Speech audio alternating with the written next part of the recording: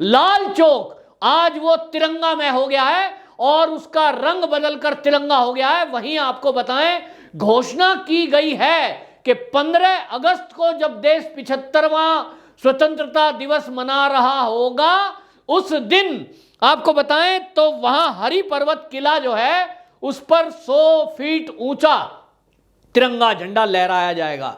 तो जब देश के प्रधानमंत्री हैं, जिनकी इच्छा 1992 में यह रही कि आतंकवादियों को हम चुनौती देकर, चैलेंज देकर तिरंगा फहराएंगे, चाहे गोली ही क्यों ना लग जाए। रात के समय में नजारा बड़ा बढ़िया दिखता है और आज कोई ये भाषा बोलने वाला नहीं है कि जम्मू कश्मीर के अंदर तिरंगा फहराने वाला कोई नहीं है। वहां के उपराज्यपाल ने एक ऑर्डर पास करके ये खत्म कर दिया है कि अब कोई भी व्यक्ति लद्दाख के एरिया में जाना चाहे, घूमना चाहे, तो उसको कोई इनर लाइन परमिट नहीं लेना। और ये टूरिस्ट विंग ये तय करेगी कि वहां जो टूरिस्ट हैं उनको कोई प्रॉब्लम तो नहीं है। ये लद्दाख के बच्चे अब तो खुद अपने घर के पास ही पढ़ाई करेंगे, उच्च शिक्षा प्राप्त करेंगे। वहीं भारत के अन्य भागों के बच्चे भी अब पढ़ने के लिए लद्दाख में जाया करेंगे। तो ये बहुत बड़ा एक बदलाव है। यानी कश्मीरी लोग खुद चाहते हैं कि हमारे भारत से हम आतंकवाद को भगाएं। नमस्कार, मैं हूं पवन त्यागी। जम्मू कश्मीर में महबूबा मुफ्ती ने कभी कहा था कि यहां धारा 370 हटाने के बाद तिरंगा उठाने वाला कोई नहीं बचेगा। ये देशभक्तों के लिए, मोदी सरकार के लिए खुली चुनौती दी थी पीडीपी की महबूबा मुफ्ती ने, और उसके पीछे भाषा थी पाकिस्तान की। वो तिरंगा लाल चौक, जो हमेशा एक सेंसिटिव जगह रही है, उस लाल चौक पर तिरंगा लहरा ही नहीं रहा है। पूरा लाल चौक तिरंगामय हो गया है। और इसलिए आपको बताएं कि वहां 15 अगस्त की तैयारी जम्मू और कश्मीर में चल रही है। जहां एक तरफ जम्मू कश्मीर से अलग हुआ लद्दाख, वहां पर इनर लाइन परमिट की सुविधा अब खत्म कर दी गई। पहले इनर लाइन परमिट लेना पड़ता था। आम कोई भी व्यक्ति अगर जाना चाहता है लद्दाख में, चाहे वो पर्यटक ही क्यों ना हो, उसको इनर लाइन परमिट लेनी पड़ती थी और तभी वो एंट्री कर पाता था। अब वहां के उपराज्यपाल ने एक ऑर्डर पास करके ये खत्म कर दिया है कि अब कोई भी व्यक्ति लद्दाख के एरिया में जाना चाहे, घूमना चाहे, तो उसको कोई इनर लाइन परमिट नहीं लेना। दूसरी तरफ जम्मू और कश्मीर में पीडीपी की महबूबा मुफ्ती और उन लोगों के मुंह पे करारा थप्पड़ लगा है जो लोग ये कहते थे कि धारा 370 हटने के बाद आप तिरंगा उठाने वाला कश्मीर के अंदर कोई नहीं बचेगा। लाल चौक आज वो तिरंगामय हो गया है और उसका रंग बदलकर तिरंगा हो गया है। वहीं आपको बताएं, घोषणा की गई है कि 15 अगस्त को जब देश 75वां स्वतंत्रता दिवस मना रहा होगा, उस दिन आपको बताएं तो वहां हरि पर्वत किला जो है उस पर 100 फीट ऊंचा तिरंगा झंडा लहराया जाएगा। तैयारी चल रही है। तिरंगा लाल चौक पर लहरा दिया गया है। और आपको बताएं, ये जो लाल चौक है 1992 में भारतीय जनता पार्टी के उस समय अध्यक्ष थे मुरली मनोहर जोशी, और उन्होंने एक तिरंगा यात्रा की घोषणा की थी और यह तय किया था देशभक्तों की उन टोलियों ने कि हम जम्मू कश्मीर के लाल चौक पर तिरंगा झंडा लहराने आ रहे हैं, हम वहां झंडा लहराएंगे। आतंकवादियों को सीधी चुनौती थी और उस समय कश्मीर में आतंकवाद पीक पर था। और आपको बताएं, वो जो तिरंगा यात्रा थी 1992 वाली, उसमें एकता यात्रा के संयोजक उस समय थे आज के प्रधानमंत्री नरेंद्र मोदी। यानी नरेंद्र मोदी ने भी उस चुनौती को स्वीकार किया था। आज आप देखिए, इतिहास के पन्ने पलटे, आज समय पलटा, सरकारें बदली और कांग्रेस की केंद्र में सरकार के बजाय आज भारतीय जनता पार्टी की सरकार है। और आतंकवादियों को चुनौती देकर लाल चौक पे तिरंगा लहराने वाला वो भारतीय जनता पार्टी का कार्यकर्ता नरेंद्र मोदी आज देश के प्रधानमंत्री हैं। तो जब देश के प्रधानमंत्री हैं, जिनकी इच्छा 1992 में यह रही कि आतंकवादियों को हम चुनौती देकर, चैलेंज देकर तिरंगा फहराएंगे, चाहे गोली ही क्यों ना लग जाए। सब लोग ये कह रहे थे, कहां जा रहे हो, जम्मू कश्मीर में मारे जाओगे, कोई आतंकवादी गोली मार देगा। लेकिन ये जिस तरह से आजादी के दीवाने देश को आजाद कराने के लिए सर पे कफन बांध के निकले, इसी तरह भारतीय जनता पार्टी के लोग उस समय मुरली मनोहर जोशी के नेतृत्व में और सब निकले कि चलो गोली लगे कुछ भी लगे, लेकिन हमको भारत मां की आन बान शान पे आंच नहीं आने देनी है। पूरी दुनिया में एक मैसेज देना है कि जम्मू कश्मीर भारत का अभिन्न अंग है और उसको लड़ने के लिए उसको भारत में शामिल है ही उसके तिरंगे की शान को बरकरार रखने के लिए अभी लोग देश के अंदर जिंदा हैं। और जिन मोदी जी ने वहां तिरंगा लहराया, आज वो तिरंगा लहरा रहे हैं देश के लाल किले पर, और उनके रहते हुए फिर जो भी बाधाएं बीच में आई, इस भारत माता के तिरंगे के बीच में आई, वो सब बाधाएं दूर की, धारा 370 हटाई गई। और इसीलिए आपको बताएं, वो जो क्लॉक टावर है लाल चौक पर जम्मू कश्मीर के अंदर, उस कश्मीर के अंदर क्लॉक टावर को आज तिरंगे रंग में रंग दिया गया है। रात के समय में नजारा बड़ा बढ़िया दिखता है, और आज कोई ये भाषा बोलने वाला नहीं है कि जम्मू कश्मीर के अंदर तिरंगा फहराने वाला कोई नहीं है। इसी तरह आपको बता दूं, गुलमर्ग के अंदर वो जो किला है उसमें वो तय कर दिया गया है 100 मीटर ऊंचा तिरंगा झंडा लहराने के लिए। और इसी तरह ये जो पूरा कश्मीर का क्षेत्र है, आज आप देखिए कि अभी पिछले ही दिनों में लगभग 350 से अधिक आतंकवादियों को चुन चुनकर मारा गया है। जिसने भी भारत के विरुद्ध कोई षड्यंत्र करने की, आवाज उठाने की कोशिश की, वो पाकिस्तान परस्त कोई भी व्यक्ति हो, उसको हमारी सेना ने मार गिराया है और इसके लिए शहादत भी दी है। आज देश की आजादी को 70-75 साल, अभी 75 साल लगभग पूरे होने जा रहे हैं, लेकिन अब आप देखिए कि अभी भी हमारे देश में ऐसे गद्दार बैठे हैं जो कश्मीर में धमकी देते हैं। वो कहेंगे तिरंगा उठाने वाला कोई नहीं बचेगा, लेकिन इस देश में अभी तक कानून ऐसा नहीं है कि इस तरह की भाषा, इस तरह की बात करने वाले को उठाकर राजद्रोह में, जेल में क्यों ना डाल दिया जाए।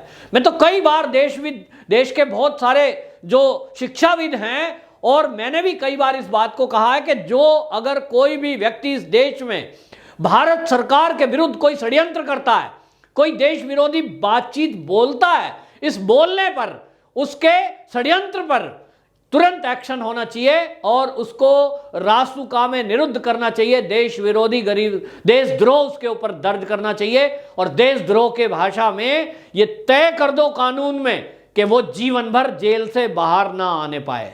क्योंकि ऐसा व्यक्ति जो देश विरोधी एक्टिविटी में लगा हुआ है, अगर वो जेल से बाहर आएगा तो वो अपनी आदत से बाज नहीं आएगा, वो अपनी हरकत जरूर करेगा। और जो देश विरोधी गतिविधि करने वाले लोग हैं, ये बहुत खतरनाक लोग हैं, ऐसे लोगों को बाहर छोड़ना बिल्कुल गलत है। और इसलिए इनके विरुद्ध जब तक कार्रवाई नहीं होगी तो ये महबूबा मुफ्ती जैसे नेता जो खाते हमारे देश का है, गाते पाकिस्तान का है, गाते चीन का है, ऐसे लोगों को जब तक नहीं रोका जा सकता। लेकिन इतना तय है कि मोदी जी के नेतृत्व में धारा 370 हटाने के बाद से अब ये पूरा मैसेज उस क्लॉक टावर से जा रहा है कि अब आप देखिए कि ये बदला हुआ भारत है, जहां तिरंगा लहराया भी जा रहा है और तिरंगे रंग में पूरे जम्मू और कश्मीर को रंगने की तैयारी चल रही है। इस 15 अगस्त में लाल किले पर जब तिरंगा लहराएगा, इसके साथ साथ कश्मीर की सभी सरकारी बिल्डिंगों पर गुलमर्ग में 100 फीट ऊंचा तिरंगा लहराया जाएगा। ये उन आतंकी गतिविधियों को बढ़ावा देने वाले, देश विरोधी गतिविधि करने वालों के मुंह पे करारा तमाचा है, जो ये सोचते थे कि वो कश्मीर के लोगों को इस तरह से भड़का और भटका सकेंगे। दूसरी तरफ आपको बताएं, जम्मू कश्मीर का हिस्सा लद्दाख रहा था, लेकिन यह लद्दाख को इससे अलग करके यूनियन टेरिटरी बना लिया, और वहां भी अभी सेना बहुत ज्यादा एक्टिव है, क्योंकि चीन हमेशा ये चाह रहा था कि इसमें जो है वो अपनी दखलंदाजी जारी रखे, और पीओके जो है वो इससे लगता हुआ एरिया है, तो चीन का बॉर्डर यहां लगता है लद्दाख से। इस एरिया में अभी तक जो है इनर लाइन परमिट लेकर जाते थे, और प्रोटेक्टेड जो एरिया कुछ रखे हुए थे उसमें आम लोगों को, लद्दाख के वासियों को भी जाने की अनुमति नहीं थी। लेकिन अब सरकार ने तय किया है, वहां के जो उपराज्यपाल हैं आर.के. माथुर, उन्होंने एक टूरिस्ट विंग का गठन किया है, और ये टूरिस्ट विंग ये तय करेगी कि वहां जो टूरिस्ट हैं उनको कोई प्रॉब्लम तो नहीं है। ये टूरिस्ट विंग का हेल्पलाइन नंबर जारी किया जाएगा, और इस हेल्पलाइन नंबर पे आप जाने से पहले वहां रहने की जगह, वहां खाना क्या है, कहां अच्छे होटल हैं, ये सारी जानकारी आपको ये टूरिस्ट विंग देगी। और इसका एक ही मकसद है कि भारत के आम नागरिक अब लद्दाख के एरिया के बारे में जाने और लद्दाख से जुड़ें, ज्यादा से ज्यादा लोग लद्दाख में टूरिज्म के लिए जाएं, क्योंकि वहां आप देखिए उद्योग धंधे ज्यादा नहीं है, वहां का एकमात्र उद्योग अगर है तो वो है टूरिज्म। और टूरिज्म को बढ़ावा देने के लिए मोदी जी जब से आए हैं वो तब से प्रयास कर रहे हैं 2014 से, और अब लद्दाख को आम आदमियों के जाने के लिए खोल दिया गया है। पहले इनर लाइन परमिट की एक बाउंडेशन थी, क्योंकि चीन से लगती हुई कुछ सीमाएं हैं और इसके लिए वो सेंसिटिव एरिया है, लेकिन उसके लिए भी व्यवस्था की गई है कि अब वहां जाने के लिए आपको एक प्रोटेक्टिव जो एरिया है उसके लिए बाकायदा नागरिकों को एक पास मिलेगा लद्दाख के लोगों को, जिसके कारण वो एक प्रोटेक्टिव एरिया से दूसरे प्रोटेक्टिव एरिया में जा सकते हैं।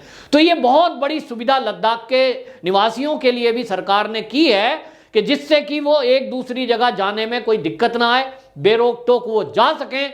और इसी से जब टूरिज्म बढ़ेगा, वहां का क्षेत्र के लोगों का मान बढ़ेगा, उन लोगों से इंटरेक्शन बढ़ेगा, आम भारत के नागरिकों से मिलना जुलना होगा। हम आज तक अभी आप बताइए बहुत सारे लोग लद्दाख के बारे में जानते नहीं हैं, वहाँ के कल्चर के बारे में नहीं जानते हैं। हालांकि बौद्ध धर्म के अनुयायी बहुत ज़्यादा वहाँ रहते हैं, अधिकांश कहें तो अच्छा है, तो अधिकांश लोग वहाँ बौद्ध धर्म के मानने वाले हैं। लेकिन अभी तक केवल कुछ बाइक राइडर्स या केवल वहाँ व्यापार धंधे के लिए करने वाले ही लोग ज़्यादातर संख्या में जाते हैं। वहाँ फिल्में भी कभी बना करती थी। हमारे भारत के लोग जो विदेशों में फिल्म बनाने के लिए इसलिए जाते हैं कि बर्फ की शूटिंग करनी है, जो कि हमारे देश में उपलब्ध है, लेकिन जम्मू कश्मीर का हिस्सा होने के कारण से वहाँ शूटिंगें बंद कर दी गई फिल्मों की, क्योंकि कभी भी आतंकवादी हमले हो सकते थे। लेकिन इस धारा 370 हटने के बाद मोदी सरकार ने जिस तरह से पूरे एरिया को डेवलप किया है, सड़कों का जाल बिछाया है, लद्दाख के अंदर भी अब आप जाने के लिए 4 वे लेन आपकी है, आराम से आप गाड़ी को खुद ड्राइव करते हुए आप जा सकते हैं, जबकि पहले दुर्गम रास्ते थे, लोगों को जाने आने में दिक्कत होती थी। और इसी तरह मिलिट्री के रास्ते में बीच बीच में पिकेट्स बनाए गए हैं, ताकि आपको कोई मुसीबत के समय में हेल्प मांगनी हो तो हेल्प मिल सके। ये सब मोदी सरकार ने अभी पिछले कुछ ही सालों में किया है, और जिसके कारण अब लद्दाख के निवासी बड़े खुश हैं कि कम से कम मोदी जी ने हमारे लिए एक सुविधा की है, एक विचार किया है, जो कभी देश की आज़ादी के बाद से सोचा ही नहीं था। अभी हाँ, इसी सत्र में जो संसद का सत्र चल रहा है, इस सत्र में मोदी सरकार ने केंद्रीय यूनिवर्सिटी बनाने की घोषणा की है। लद्दाख एरिया में केंद्रीय यूनिवर्सिटी बनेगी, तो इससे लद्दाख के बच्चे अब तो खुद अपने घर के पास ही पढ़ाई करेंगे, उच्च शिक्षा प्राप्त करेंगे। वहीं भारत के अन्य भागों के बच्चे भी अब पढ़ने के लिए लद्दाख में जाया करेंगे जब यह केंद्रीय यूनिवर्सिटी बन जाएगी। तो इस सबसे मेन स्ट्रीम में लद्दाख के लोग आपस में मिले जुलेंगे, जिससे भारत के साथ मिलकर के और मजबूती से अब लद्दाख के निवासी खड़े होंगे।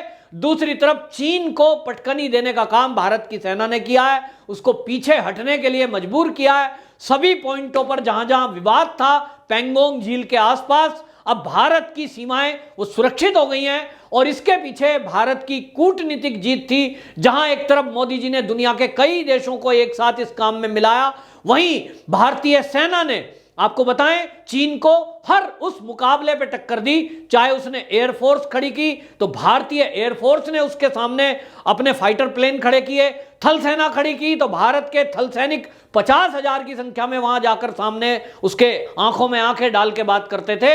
इसी तरह नौसेना के जहाज अगर चीन ने कहीं जो डिप्यूट किए तो भारत ने भी अपने शिप वहां उतार कर उसको कड़ा मुकाबला और कड़ी टक्कर देने का पूरा संदेश चीन को दे दिया, जिसके कारण हर पॉइंट से चीन पीछे हटने को मजबूर हुआ और आज भारत की सीमाएं सुरक्षित हैं। ये बहुत ही गौरव की बात है।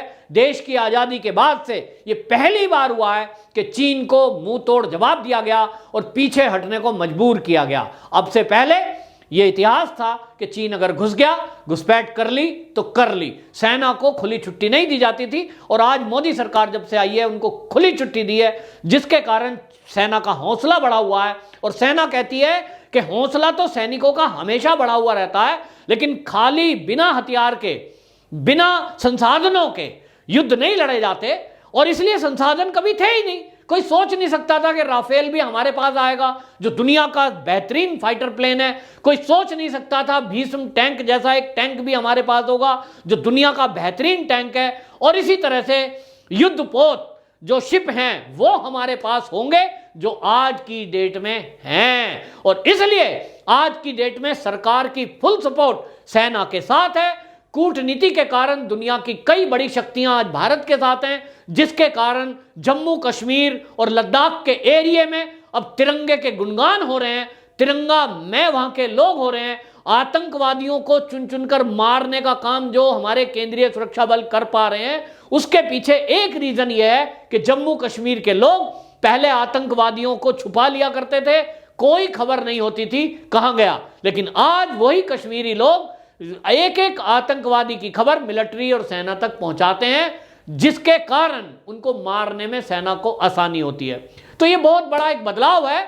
यानी कश्मीरी लोग खुद चाहते हैं कि हमारे भारत से हम आतंकवाद को भगाएं और तरक्की का काम करें। जम्मू कश्मीर भी मेन भारत में मिलकर जैसे अन्य भारतीय केंद्रीय योजनाओं का लाभ उठाकर अपने आप को आगे बढ़ा रहे हैं, उद्योग धंधों में आगे बढ़ रहे हैं, अपने बच्चों को आगे पढ़ाकर ला रहे हैं। हम भी कश्मीरी लोग चाहते हैं कि हमारे बच्चे भी पत्थर और बंदूक की बात ना करके पढ़ाई की बात करें, डॉक्टर बने, इंजीनियर बने। तो जम्मू कश्मीर में ये हो रहा है और ये बहुत बड़ा बदलाव है। इस बार का स्वतंत्रता दिवस ये कुछ खास होने जा रहा है, जिसमें जम्मू कश्मीर आकर्षण का केंद्र होगा। वंदे मातरम।